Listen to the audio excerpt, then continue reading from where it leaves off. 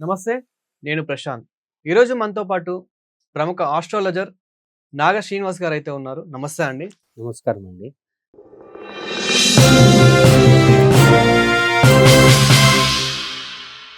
గురువుగారు, ఆస్ట్రాలజర్ అంటే ముఖ్యంగా మనకి పంచతోని ఇలా 3 నామాలు పెట్టుకొని అలా ఉంటారు. పిలక పెట్టుకొని. కానీ మీరు మంచి సూట్ ఏసుకొని ఇంకా ఇలా స్టైలిష్‌గా రెడీ అయ్యారు. సో, ఇలా. ఇప్పుడేంటంటే బ్రాహ్మణులు ఇలానే ఉండాలని చెప్పేసి డిజైన్ చేసి ఉంచారు. ఇప్పుడు కొన్ని కంపెనీలలో సీఈఓగా బ్రాహ్మణులున్నారు. హ్మ్. వాళ్ళు ఇలా వే వేసుకోవాల్సిందే. నేను నా కంపెనీకి సీఈఓగా ఫీల్ అవుతాను. నా ఓహ్! జ్యోతిష్యాలయంకి నేను సీఈఓని. Founder and CEO. హ్మ్. నేను చెప్పడం కూడా ఫౌండర్ అండ్ సీఈఓ ఆఫ్ శంఖవేద జ్యోతిష్యాలయం అని ఇంట్రొడ్యూస్ చేసుకుంటా. ఓకే. అలాంటప్పుడు సీఈఓ అన్నప్పుడు సీఈఓ లాగా ఉండాలి కాబట్టి నేను ఇలా ఉంటా. అంటే మీ దగ్గర నేర్చుకున్న వాళ్ళు గూడా మీలాగే ఉంటే మీకు పర్వాలేదా? పర్వాలేదు నాకు. ఓకే. ఇప్పుడు నేర్చుకున్న వాళ్ళు నాలా ఉండాలంటే వాళ్ళ ఇంట్యూషన్ వాళ్ళకెలా ఉండాలనిపిస్తుందో అలా ఉంటారు. నేను హ్మ్. ఫోర్స్ చేయను వాళ్ళని. ఓకే. నువ్వు నా దగ్గర నేర్చుకున్నావు కాబట్టి నువ్వు ఇలానే ఉండాలి. అతని దగ్గర నేర్చుకుంటే అలానే ఉండాలి అని ఏం లేదు. వాళ్ళకి ఎలా ఉండాలనిపిస్తే ఇదంతా జాతకం ప్రకారం వాళ్ళు అలా ఉంటారు. హ్మ్. ఇప్పుడు జాతకంలో వీనస్ బాగున్నాదనుకోండి, పంచకట్లు తక్కువ కడతారు. హ్మ్.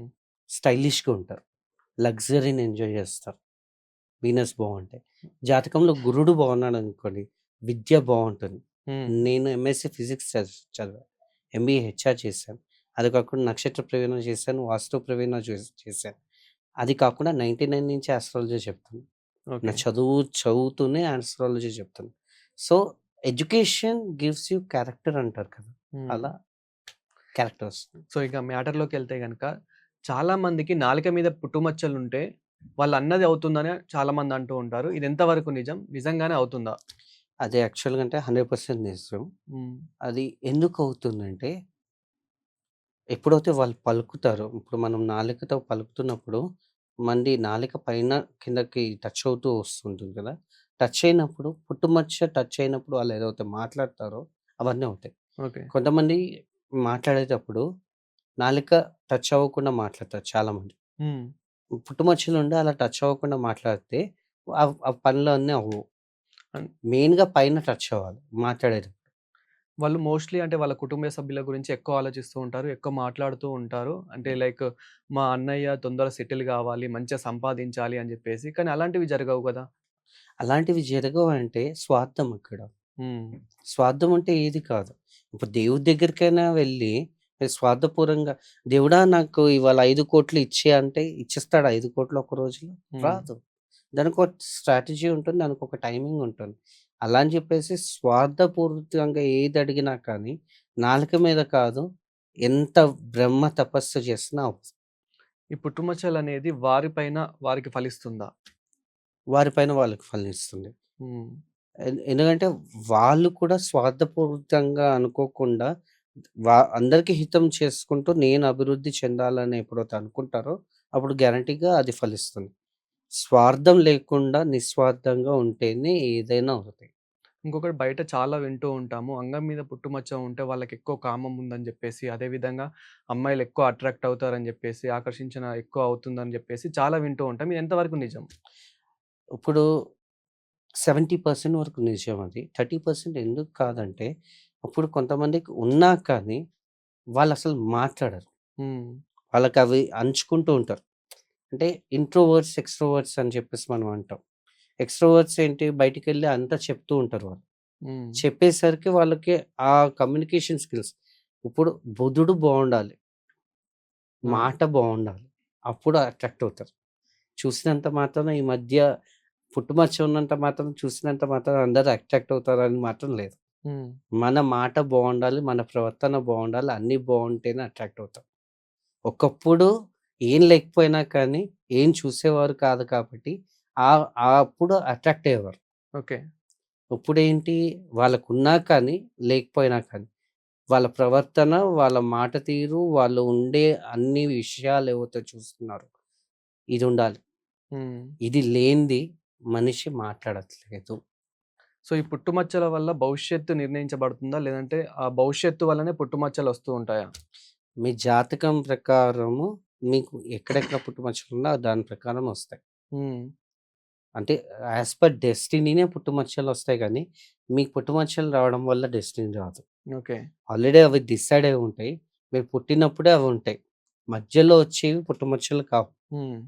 మీరెప్పుడైతే పుట్టారో, ఎప్పుడైతే మీ బాడీ స్ట్రక్చర్ ఫార్మ్ అవుతుందో, అప్పుడు మీరు పిండం పడిన టైమింగ్ నుంచి మీరు బయటికొచ్చే టైమింగ్ వరకు ఏదైతే గ్రహాలు ఫార్మ్ అవుతున్నాయి.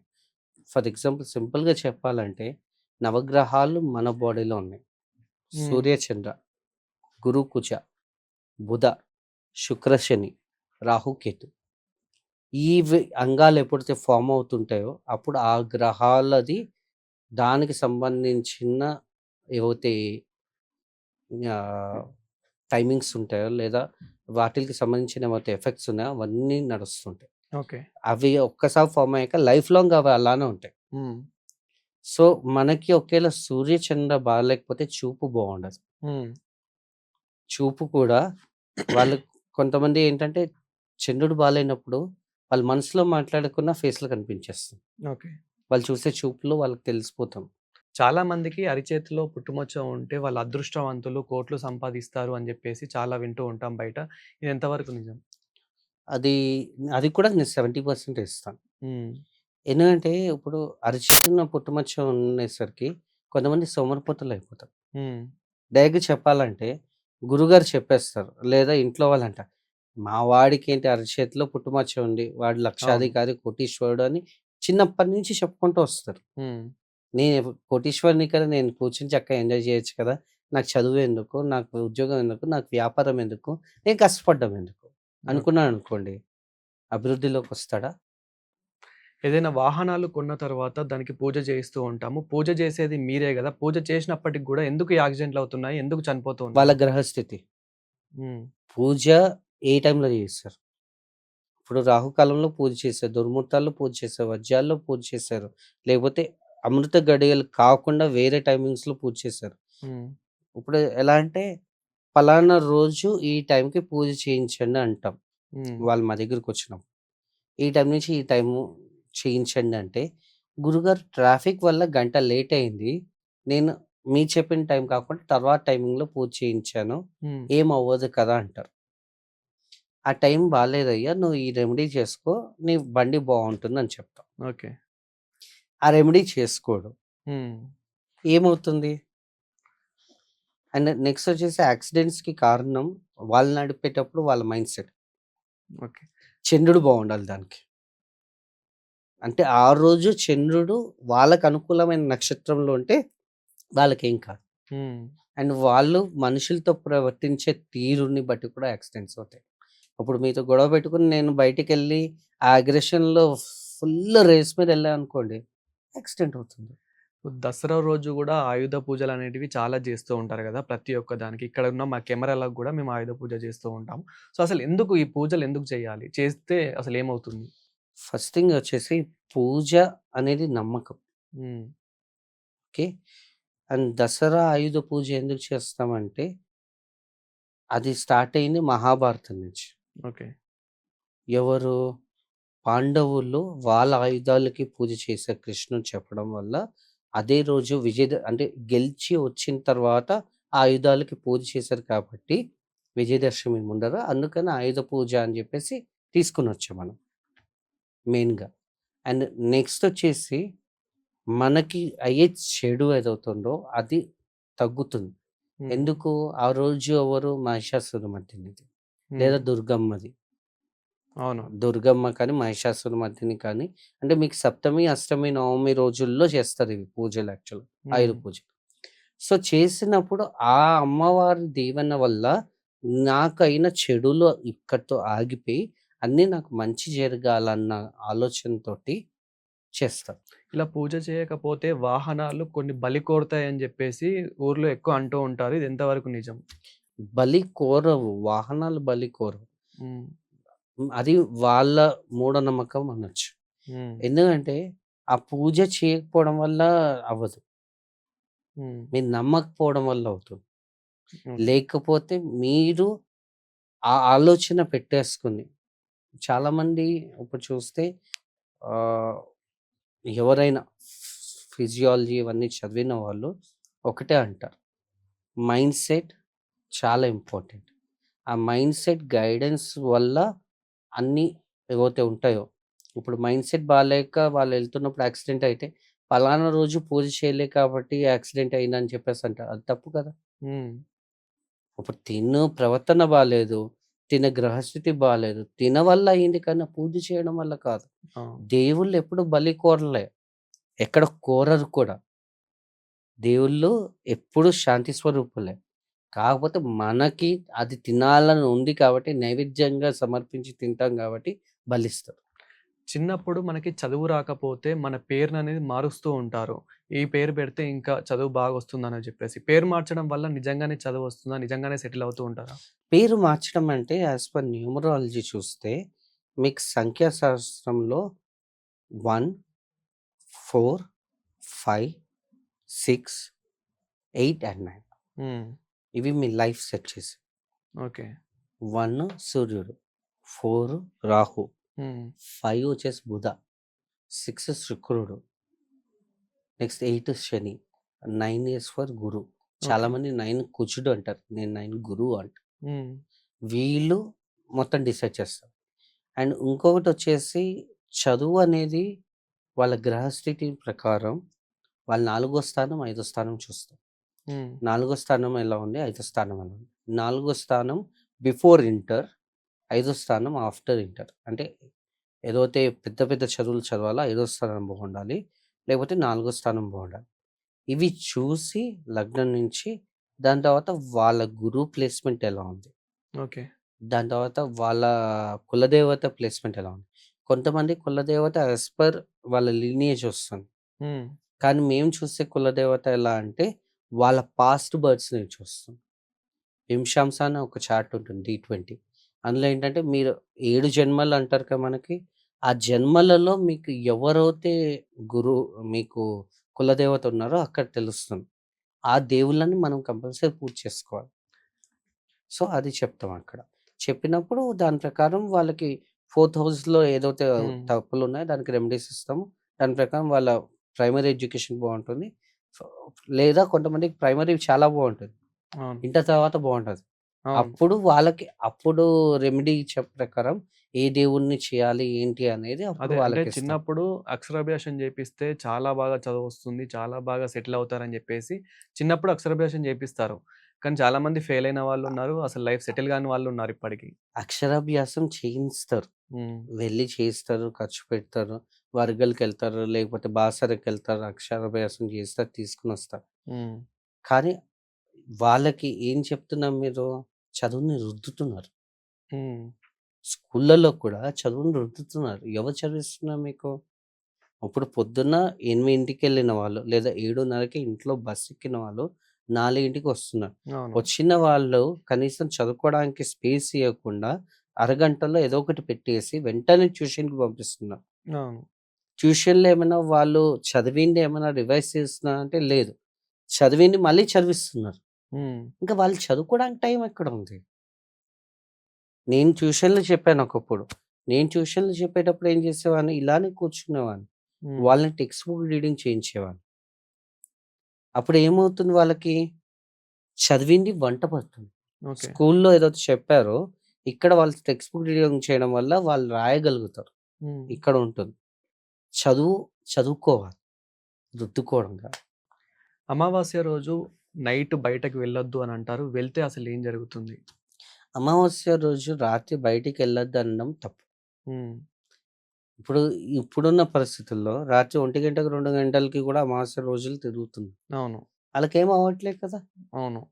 యాక్చువల్‌గా ఏంటంటే మన మెంటల్ హె వెల్‌నెస్ బావుంటే అమావాస్య కాదు, పున్నమి కాదు ఏ రోజైనా బయటికెళ్ళొచ్చు. హ్మ్. మెయిన్‌గా చంద్రుడు క్షీణించి ఉంటాడు కాబట్టి, ఉండడు కాబట్టి ఆ రోజు చంద్రబలం ఉండదు కాబట్టి మానసిక రోగులు ఎవరైతే ఉన్నారో వాళ్ళు బయటికెళ్ళకూడదు.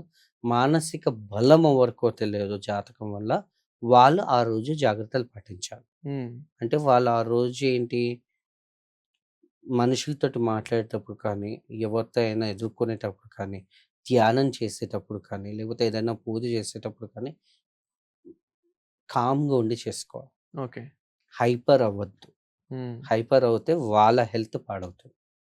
అందుకని ఆ మాట అన్నారు. కానీ అమావాస్య రోజు అందరూ బయటికెళ్ళొచ్చు, అన్నీ చేయొచ్చు. ఇది బావుండాలి అంతే. అలా బయటకెళ్ళినప్పుడు ఏదైనా నిమ్మకాయలు తిప్పి పడేయడం, దానికి బొట్లు ఉంటే గనక అక్కడ తొక్కొద్దు, చేయొద్దు అని జెప్పేసి ఇలాంటివి చెప్తూ ఉంటారు పెద్దలు. అవును. కానీ నేనెళ్ళినప్పుడు కావాలనే తొక్కి జూషినా. నాకేం గాలేదు గదా! నేను దీనికొకటి చెప్తాను. హ్మ్. నా నేను చెప్పిందేంటంటే, సింపుల్‌గా మీ ఇంట్లో మీ అమ్మగారు నీకు దిష్టి తీస్తారు. హ్మ్. అవునా? దిష్టి తీసిన దిష్టి రోడ్డు మీద ఏస్తారు. హ్మ్. నేను దాన్ని తొక్కా. అప్పుడు దాని నెగెటివ్ ఫలం ఎవరికి? వేసిన వాళ్ళకా? తొక్కిన వాళ్ళకా? సో, తొక్కిన వాళ్ళకేనే అంటాను. వేసిన వాళ్ళకి 200% ఎళ్తుంది. తొక్కిన వాళ్ళకి 100% ఎళ్తుంది. కానీ అక్కడ తగ్గిందంటున్నారు గదా! ఏం తగ్గింది? దిష్టి తీయడం వల్ల తగ్గిందంటున్నారు గదా! తగ్గింది. కానీ మీరు చేసిన నెగటివిటీ కదా! హ్మ్. నేనేం చెప్తాను? దిష్టి తీస్తే తీయండి. కానీ అది తీసేది నిమ్మకాయతో కాదు. ఓకే. ఉప్పు, మిరియాలతో తీయండి. వాష్ బేసిన్‌లో ఏసేయండి. హ్మ్. అప్పుడేమవుతుంది? ఎవరు తొక్కరు. ఒకవేళ నిమ్మకాయతో తీస్తే చెట్లలో వేయండి. హ్మ్. లేకపోతే ఎవరు నడవని ప్లేస్‌లో ఎయండి. ఓకే. అప్పుడేమవుతుంది? నెగెటివ్ ఎఫెక్ట్స్ రాదు. క్రాస్ రోడ్స్‌లోనే ఎయ్యాలని ఎంతమంది చెప్పారు? అక్కడనే ఎందుకెయ్యాలి? హ్మ్. అసలక్కడ ఎయ్యకూడదు. ఎందుకంటే చాలామంది ఎళ్తారు కాబట్టి ఆ నెగటివిటీ అంతా ఎవరైతే ఎస్తారో వాళ్ళకెళ్తుంది. హ్మ్. మీరు కావాలని తొక్కారు. అంటే ఇదంతా ఒక మూఢనమ్మకాలు గాదు. నిజమే అని మీరంటారు. నిజమే. హ్మ్. కాకపోతే ఏంటంటే మీరు కావాలని తొక్కారు. ఓకే. టెస్టింగ్‌కి తొక్కారు. హ్మ్. అదే మీరు అదే టైంలో చూడకుండా తొక్కుంటే ఆ ఫలితం మీకొచ్చేది. ఓకే. ఎప్పుడు దేవుడిని పరీక్షించకూడదు. హ్మ్. దేన్ని పరీక్షించకూడదు. కానీ అక్కడ దేవుడు అక్కడ కాదా? అక్కడ దయ్యం కదా! అక్కడ అదే అంటున్నాను. హ్మ్. దేవుడు, దెయ్యం అనేది కాదు. మీరు ఏదైనా పరీక్షించారనుకోండి, మీరు ఇప్పుడు అనుకుంటున్నారు. అది హ్మ్. ఎప్పుడు ఎఫెక్ట్ ఇయ్యాలో అప్పుడు ఎఫెక్ట్ ఇస్తుంది. ఓకే. ఇప్పుడు మీ గ్రహస్థితి బావుంది. హ్మ్. మేబీ మీకు గురుబలం ఉంది, శుక్రబలం ఉంది. చాలా బావుంది. హ్మ్. రేపు గురుబలం ఉండదు. పలానా రాశిలోకెళ్తే గురువు మీకు ఓకే. యాంటీ రాశిలోకెళ్తే అప్పుడు గురుబలం ఉండదు. హ్మ్. మీరు తొక్కిన దానికి అప్పుడు ఫలితం వస్తుంది. ఇమ్మీడియేట్‌గా రాదు. Remember this. ఓకే. ఇప్పుడు రాశి అన్నారు గాబట్టి, నాది మిథున రాశే, నా ఫ్రెండుది మిథున రాశే. సో, మా ఇద్దరి రాశిలు సేమ్ ఉంటాయా ఈ ఇయర్‌లో, ఈ మంత్‌లో, ఈ వీక్‌లో?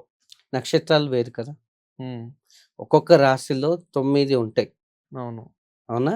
మిథున రాశిలో ఉండేవేవి? పునర్వసు, హ్మ్. నెక్స్ట్ పునర్వసు లాస్ట్ పాదాలు 1, 2, 3 ఉంటాయి. దాని తర్వాత ఆరుద్ర, దాని తర్వాత మృగశిర. ఓకే. మృగశిర, ఆరుద్ర, పునర్వసు 3 ఉంటాయి. సో, ఇప్పుడు ఆళ్ళు సేమ్ ఉన్న ఒక్కొక్క నక్షత్రానికి ఒక్కొక్క ఫలితం ఉంటుంది. ఆరుద్రకి రాహు అధిపతి, హ్మ్. మృగశిరకి కుజుడు అధిపతి, పునర్వసుకి గురువు అధిపతి. వాళ్ళ ప్రకారం నడుస్తుంది. చంద్రుడు ఎక్కడ ఉన్నాడనేది. హ్మ్. దాని తర్వాత అక్కడి నుంచి ఎయిత్ హౌస్‌లో ఎవరున్నారు. ఓకే. ఒకటే దాని మీద ఉండదు కదా! ఇప్పుడు నీది, తనది ఒకే రాశి అయినా, నీ లగ్నం వేరే, తన లగ్నం వేరే. హ్మ్. నీకున్న యాస్పెక్ట్స్ వేరే. అంటే గ్రహాలున్న ప్లేస్‌మెంట్స్ వేరే. వాళ్ళు చూసే యాస్పెక్ట్స్ వేరే. ప్రతి ఒక్కళ్ళకి ఒకటే ఉండదు. ఓకే. సో, అలా సేమ్ ఉన్న వాళ్ళు ఎవ్వరు ఉండరంటారా? సేమ్ ఉన్నవాళ్ళు సేమ్ రాశి వాళ్ళుంటారు కానీ, సేమ్ రాశి ఇది చక్రాలు ఉన్నవాళ్ళు ఒకళ్ళుండరు. హ్మ్. అంటే సేమ్ టైమింగ్‌లో పుడితే విత్ సేమ్ సెకండ్స్ ఓకే. అప్పుడుంటుంది. అలా చాలా రేర్. సో, అప్పుడు వాళ్ళిద్దరూ ఒకటే సెటిల్ అయ్యి ఉంటారా? ఒకటే సెటిల్ అయి ఉంటారంటే అది కూడా డిపెండ్స్. హ్మ్. అంటే ఒకళ్ళు కోటీశ్వరులు, ఒకళ్ళు మధ్య తరగతి గూడా అయ్యుండొచ్చంటారు. అదే అంటున్నాను. ఇప్పుడు కోటీశ్వరుడు, మధ్య తరగతి everything comes with your past births. హ్మ్. పూర్వజన్మ సుకృతం అంటారు. హ్మ్. అట్ ద సేమ్ టైమ్ ఈ బర్త్‌లో మీరు చేసే కర్మలు ఏవైతున్నాయో అవి యాస్ పర్ చేస్తే అప్పుడు బావుంటుంది. ఓకే. అప్పుడు అన్నీ అవుతాయి. మనం ఏం చేస్తాము? మన కర్మల్లో ఏం చేయకుండా, పూర్వజన్మని ఏం నమ్మకుండా, మనం నార్మల్‌గా తిరుగుతుంటాం. హ్మ్. ఇంట్లో వాళ్ళు చదవమంటే ఏమో, "నువ్వు చదువు. మీ ఫ్రెండ్ చదువుతున్నాడు." ఎందుకు? మీ ఫ్రెండ్ ఇన్‌ఫ్లూయెన్స్ చేస్తాడు. చదువేముంది? ఏం లేదు, ఏం కాదు. మన కృషి మీద మనం ఉందాము. మనం ఏదో ఒకటి చేద్దాం, బిజినెస్ చేద్దాం, ఇది చేద్దాం, అది చేద్దాం.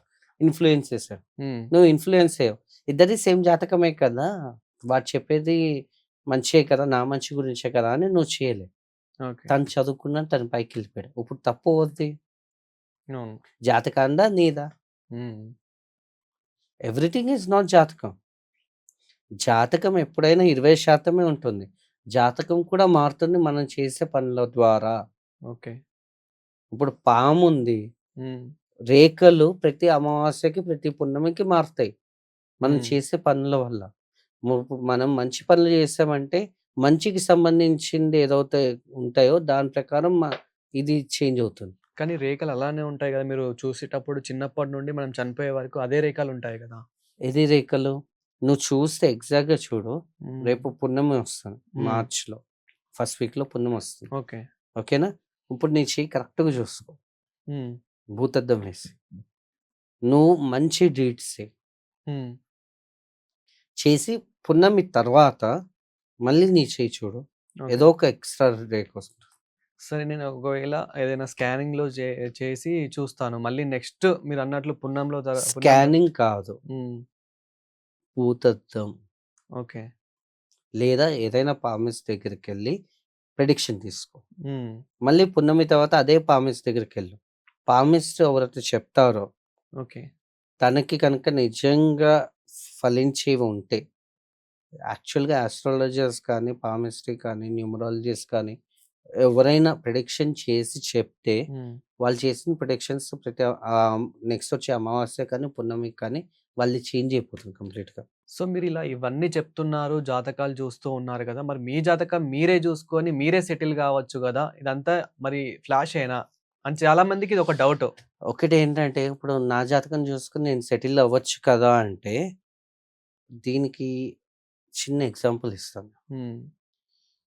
ఇప్పుడు డాక్టర్ సొంత వైద్యం చేసుకుంటాడా? తన లేదు. వైద్యం తను చేసుకుంటాడా? హ్మ్. చేసుకోలేరు. చేసుకోలేరు. డైరెక్టరు యాక్టింగ్ చేయగలుగుతా ఒకటేసారి డైరెక్షన్ చేస్తూ. ఓకే. అంటే కెమెరామాన్ యాక్షన్ చేయగలుగుతాడా? హ్మ్. కెమెరా పైనే ఉంటాడు. హ్మ్. యాక్షన్‌కి రాలేడు. అలా ఎవరు చేసే వృత్తి వాళ్ళే చేయాలి. ఓకే. అంటే వాళ్ళకి పనికి రాదు ఆ వృత్తి. హ్మ్. ఇప్పుడు అలానే జ్యోతిష్యులది సొంత అన్ అంటే మనం చిన్నప్పటి నుంచి వింటాం. సొంత వైద్యం పనికిరాదని. ఓకే. సో, మేము యాస్ ఎ జ్యోతిష్యులం మేమేం చేయాలి? వాళ్ళకి కరెక్ట్‌గా చెప్పాలి. మాదొచ్చినప్పుడు మేము వేరే వాళ్ళ దగ్గర చెప్పించుకోవాలి. హ్మ్. మేము గ్రో అవ్వాలండి. అండ్ సెకండ్ థింగ్ వచ్చేసి మెయిన్ ఆస్ట్రాలజిస్ట్ చేసే తప్పేంటంటే అహం వచ్చేస్తుంది. ఓకే. ఎలా అంటే నేను చెప్పాను కాబట్టి నువ్వు ఇప్పుడు ఈ స్థితిలో ఉన్నావయ్యా! హ్మ్. చాలా మంది చెప్తూ ఉంటారు. కానీ చెప్పేది వాళ్ళు కాదు కదా! హ్మ్. నేను ఒకటే మాట అంటాను. దేవుడు ఈ టైంలో నీకు ఇది చెప్పాలని నన్ను పంపించారు. నేను చెప్తున్నాను. దేవుడి ద్వారా చెప్తున్నాను కాబట్టి నువ్వు ఇది చెయ్యి అవుతుంది. ఓకే. అప్పుడు వాళ్ళు కరెక్ట్. హ్మ్. బికాజ్ చెప్పించేది తను. మేము కాదు. Hmm. We are just the messengers. కాకపోతే ఏంటంటే, ఆ టైమింగ్ వాళ్ళకి తెలిసుండాలి. వాళ్ళు ఏం చేస్తే బాగుపడతారనేది మాకు తెలుసు కాబట్టి, దాని ప్రకారం గైడెన్స్ ఇస్తాం. అదే. ఇప్పుడు ప్రతిదానికి కన్సల్టెంట్స్ ఎలా అవుతూ ఉంటారో, హ్మ్. మేము అలా కన్సల్టెంట్స్. హ్మ్. That's all. సో, మీరే పెళ్ళిళ్ళకి జాతకాలు జూస్తూ ఉంటారు గదా! ఒక ముహూర్తం పెడుతూ ఉంటారు గదా! మరి పెళ్లైన కొద్ది రోజుల్లోనే ఎందుకు విడాకులవుతూ ఉన్నాయి? ఎందుకు వాళ్ళ సరిగ్గా జాతకాలు కలవట్లేదు? ఎంతమంది జాతకాలు చూసుకొని పెళ్లి చేసుకుంటారు. హ్మ్. ఎంతమందని గాకపోయినా ఒక అట్‌లీస్ట్ మీరొక 10 మందికైనా చూస్తూ ఇప్పుడు ఉంటారు గదా! నేను రోజుకి ఒక 10 మందికి చూసాననుకో, హ్మ్. ఆ 10 మందిలో కొంచెం అంటే minute to minute point not 1% అయినా ఏదైనా తప్పుంది లేదా కలవదంటే నేను చేయించను. హ్మ్. చాలామంది ఏం చేస్తారంటే కొంచెం కుజదోషం ఉన్నా లేకపోతే కొంచెం కలవకపోయినా పాయింట్స్ చూస్తారు. హ్మ్. 18 దాటితే పెళ్లి చేసేయొచ్చని. ఓకే. 18 దాటంగానే పెళ్లి చేస్తారు.